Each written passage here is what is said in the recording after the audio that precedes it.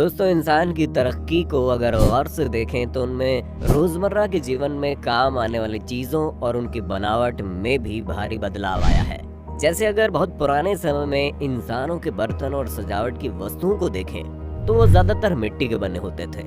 उसके बाद उन्होंने धातुओं की खोज की और उसके बाद फिल्म एंट्री होती है कांच यानी शीशे की, जिसकी खोज और उपयोग के बाद तो इंसानों का जीवन और बेहतर हो गया, क्योंकि कांच मिट्टी और धातुओं की तरह नहीं था। वो हीट और साउंड को रजिस्टर कर लेता था। इसके लिए कांच के बने बर्तन, खिड़कियां और सबसे ज्यादा आईने का इस्तेमाल होना शुरू हो गया। आपने भी कभी तो आईने के सामने खड़े होकर अपने आप को देखते हुए जरूर सोचा होगा, क्या कमाल की चीज है ये आईना। और ये भी अगर आईने या कहें कांच का आविष्कार नहीं हुआ होता तो हम लोग अपने आप को रोज कैसे निहारते। तो आज के इस वीडियो में हम इसी इम्पोर्टेंट से कांच के बारे में आपको बताने जा रहे हैं कि आखिर ये कांच बनता कैसे है।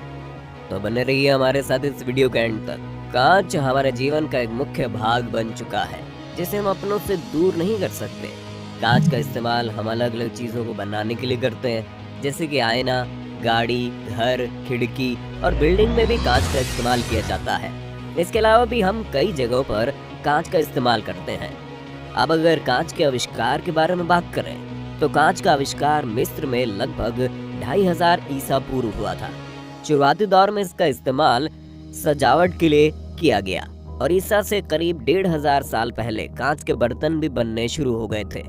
इसके बाद पहली शताब्दी आते आते फलस्तीन और सीरिया में एक खोखली छड़ में फूंक मारकर पिघले कांच को मनचाहे रूप में ढालने की कला विकसित हुई और 11वीं शताब्दी में वेनिस शहर कांच की चीजें बनाने का केंद्र बन गया। इसके बाद तो सारा काम मशीन से ही होने लगा। प्लास्टिक के निर्माण होने से पहले कांच ही एक ऐसा पदार्थ था जिसे हम मनचाहे आकार में बदल सकते थे।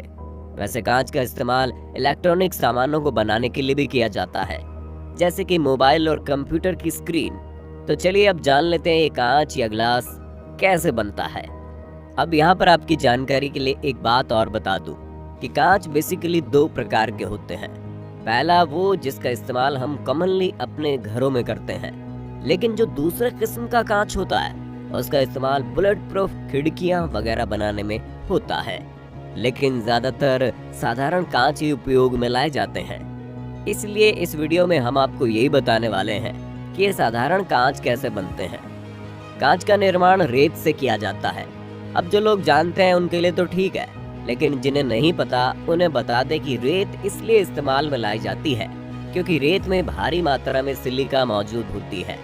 अब आप पूछेंगे ये सिलिका क्या बल्ला है? तो सिलिका बेसिकली सिलिकॉन नाम के एक तत्व एलिमेंट का ऑक्साइड रूप होती है। रेत में मौजूद सिलिका का इस्तेमाल करके ही कांच को बनाया जाता है। अब हम ये तो समझ गए कि रेत में मौजूद सिलिका से ही कांच बनाया जाता है, लेकिन अब आप ये भी कह सकते हैं कि तब तो कांच को किसी भी रेत की मदद से बना सकते हैं। तो दोस्तों, यहाँ ऐसा कुछ नहीं है। कांच को बनाने के लिए सामान्य रेत का इस्तेमाल नहीं किया जाता है।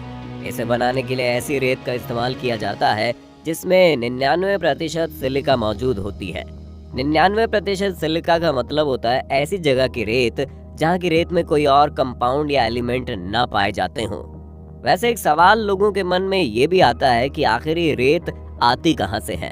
तो बता दें, ये रेत ज्यादातर थार मरुस्थल से लेकर सहारा के मरुस्थल से लाई जाती है और इसी कारण आज ये बालू या रेत इतनी कीमती हो गई है कि लोग इसका अवैध खनन भी करने लगे हैं। आज लगभग पूरे भारत में कांच का प्रोडक्शन बड़ी मात्रा में हो रहा है, लेकिन कुछ कंपनीज ऐसी है जो इस ग्लास इंडस्ट्री का मेन हिस्सा है भारत में। लेकिन आज भी फिरोजाबाद में ट्रेडिशनल तरीके से भारी मात्रा में ग्लास का प्रोडक्शन होता है और उनसे ज्यादातर चूड़ियां ही बनाई जाती है। आइए अब आपको ले चलते हैं कांच बनाने की फैक्ट्री प्रोसेस पर। तो दोस्तों, आपको बता दूं, फैक्ट्री में इस कांच को बनाने के लिए टोटल 4 स्टेप से 99% वाले सिलिका को गुजारा जाता है और वो 4 स्टेप्स हैं mixing, melting, कोल्डिंग, real glass. Mixing सबसे पहले 75% रेत के साथ 15% सोडा ऐश और 10% लाइम को आपस में मिलाया जाता है और इनमें मौजूद अशुद्धियों को बड़ी सावधानी से अलग कर लेते हैं ताकि जो मिक्सचर तैयार हो पूरी तरह से शुद्ध हो। इसके बाद इस तैयार मिक्सचर के साथ पुराने कांच के टुकड़ों को भी मिलाया जाता है। इन टुकड़ों में मिलाते ही अब ये पूरी तरह से तैयार हो जाता है। अगले स्टेप तक जाने के लिए। मेल्टिंग। जब मिक्सचर बनकर तैयार हो जाता है तो जैसे कि इस प्रोसेस के नाम से पता चल रहा है, इसमें कुछ पिघलाने जैसा काम होता होगा। तो ये बात बिल्कुल सही है। मिक्सिंग के बाद ठीक बाद इसे भट्टी में पिघलाया जाता है। पिघलाते हुए इस बात का ध्यान रखते हैं कि भट्टी के अंदर का तापमान करीब 800 से 1000 डिग्री सेल्सियस तक ही हो, वरना फिर सारा मिक्सचर बर्बाद हो जाता है। कोल्डिंग। मेल्टिंग के बाद मिक्सचर बिल्कुल पिघल कर तरल रूप में आ जाता है, लेकिन इस गर्म और तरल रूप के बाद इसका एक और प्रोसेस होता है, उसे कहते हैं कोल्डिंग, जिसमें इस पिघले हुए मिक्सचर को किसी सांचे में डालकर उसे ठंडा करना शुरू कर देते हैं। Real glass. जब पिघले हुए तरल को ठंडा किया जाता है उसके बाद ये असल कांच के रूप में आने लगता है और उसे जरूरत के हिसाब से किसी भी सांचे में रख कर किसी भी आकार का बनाया जा सकता है। इसी अंतिम चरण में हमें रियल कांच मिलता है, जिसका इस्तेमाल हम रोजाना अपने जीवन में करते हैं। अब इसके अलावा आपने देखा होगा कि कुछ कांच रंगीन भी होते हैं, तो आखिर उन पे रंग कैसे आते हैं, ये भी एक सवाल उठता है। तो आपको बता दें, कांच जब लिक्विड फॉर्म में होता है तो उनमें कुछ ऐसे केमिकल मिला देते हैं जो कांच के साथ रिएक्ट करके उनको कलरफुल कर देता है। वैसे अगर आपने बचपन में कंचे खेले होंगे तो आपके मन में ये सवाल आया होगा कि आखिर ये इतने गोल कैसे होते हैं। तो जब कांच की छड़ को गर्म करके पिघलाया जाता है तो उसमें फूंक मारने से वो छोटी छोटी बूंदों में बदल कर नीचे गिरता है, जिन्हें सीधा ठंडे पानी में गिरा देते हैं, जिससे वो बूंदें वैसे ही गोल आकृति में जम जाती है और हमें खेलने के लिए कंचे मिल जाते हैं। दोस्तों, ये थी कांच से जुड़ी वो सारी जानकारियां जिससे आपको जानना ही चाहिए था। आपको हमारी आज की वीडियो कैसी लगी कमेंट करके बताना। अगर आज की वीडियो आपको पसंद आई तो इसे लाइक करने के साथ साथ अपने दोस्तों और रिश्तेदारों के साथ शेयर जरूर कर दें।